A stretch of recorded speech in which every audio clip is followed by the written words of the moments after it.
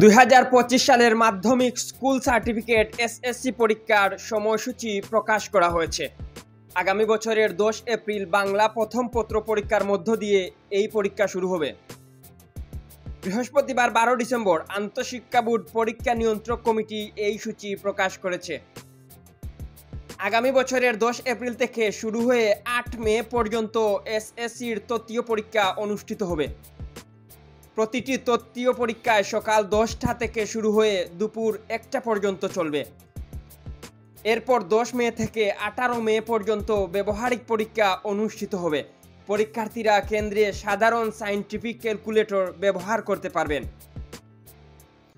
কেন্দ্র সচিব ছাড়া অন্য কেউ পরীক্ষা কেন্দ্রে মোবাইল ফোন ব্যবহার করতে পারবেন না।